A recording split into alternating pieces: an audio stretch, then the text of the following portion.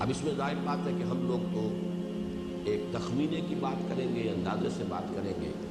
کر لیں گے یا تلافی کر لیں گے یا نمازوں کی قضا کر لیں گے، کچھ بھی کر لیں گے، جو فوت ہوئے ان کا کیا ہوگا؟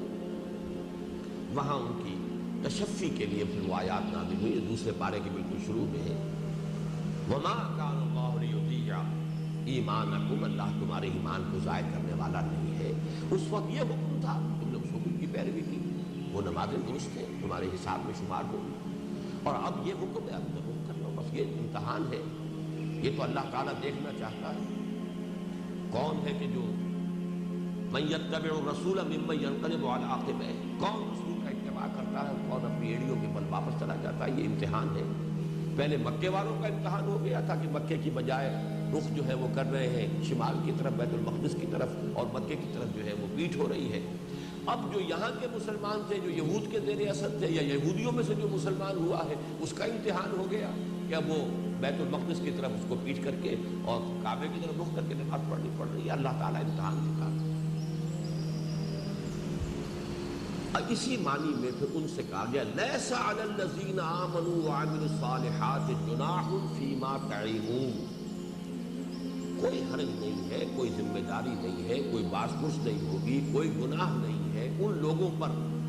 کہ جو ایمان لائے، جنہوں نے عمل صالح کا حق ادا کیا، جو کچھ انہوں نے کھایا پیا اس پر پوچھ گچھ نہیں ہوگی، جو پہلے کھایا پیا نہیں۔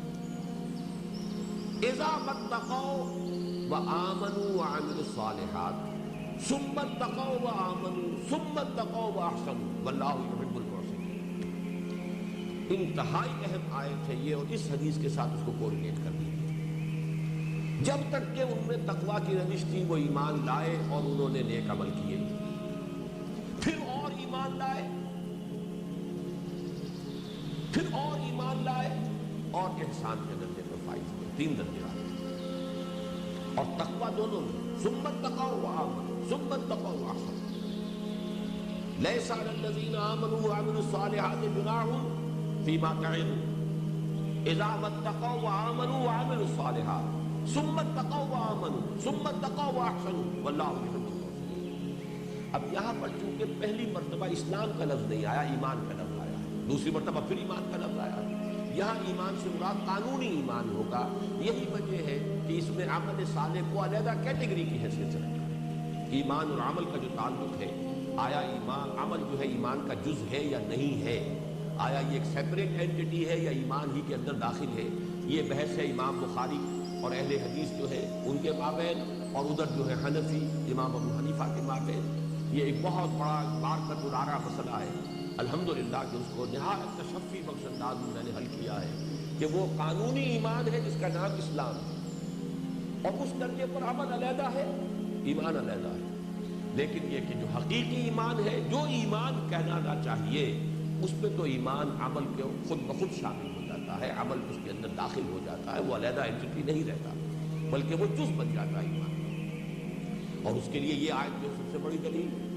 لیس علی الذین آمنوا وعملوا الصالحات جناح فیما تعیمون اذا اتقوا وآمنوا وعملوا الصالحات ثم اتقوا وآمنوا ثم اتقوا واحسنوا واللہ يحب المحسنین۔ یہ پھر محبوبیت خداوندی کا مرحلہ آ گیا۔ محسن جب ہو گیا انسان تو اللہ تعالیٰ کا محبوب بن گیا۔ اللہ تعالیٰ محسنین سے تو محبت کرتا ہے۔ اب یہاں جو اصل بات نوٹ کرنے کی ہے، حضرت عمر کی اس روایت میں لفظ جو آیا ہے وہ آج مسلمانوں کے لیے بہت بڑے مغالطے کا سبب بن گیا۔ ان تعبد اللہ،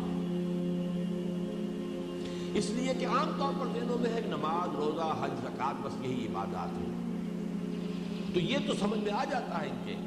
نماز ایسے خشوع و خضوع کے ساتھ پڑھی جا رہی ہو کہ گویا کہ انسان اللہ کے حضور میں کھڑا ہے، اس پر کپ کپی طاری ہو رہی ہے اور وہ اللہ کو دیکھ رہا ہے،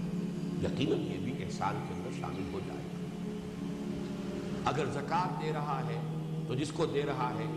اس کے اوپر کوئی روب نہیں جما رہا ہے، بلکہ خود اس کا احسان مان رہا ہے کہ میری ایک ذمہ داری جو ہے، آپ نے اس کو قبول کیا ہے تو میری ذمہ داری ادا ہو رہی ہے، یہ کیفیت ہے۔ روزہ رکھا ہے تو ایسا استحضار ہے کہ کہیں بھی کوئی کام بھی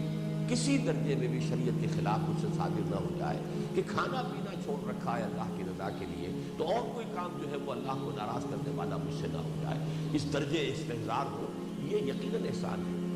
لیکن چونکہ عبادت کا تصور محدود ہو گیا، لہذا اس حدیث کی روح سے احسان جو ہے وہ انہی چیزوں کے اندر محصور ہو کر رہ گیا۔ اس کا ازالہ کر لیجئے دوسری روایتوں سے۔ حضرت عبداللہ ابن عمر کی روایت میں الفاظ ہیں ان تخشى اللہ کانک تراہ فإن لم تکن تراہ فإنہ یراک،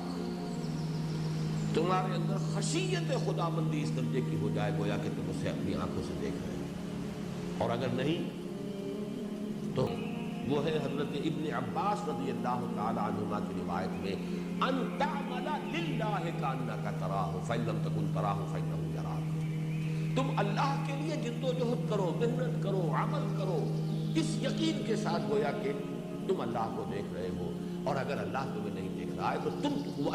اگر تم اللہ کو نہیں دیکھ رہے ہو تو اللہ تو تمہیں دیکھ رہا ہے۔ یہاں تعمل للہ آ گیا، اور یہ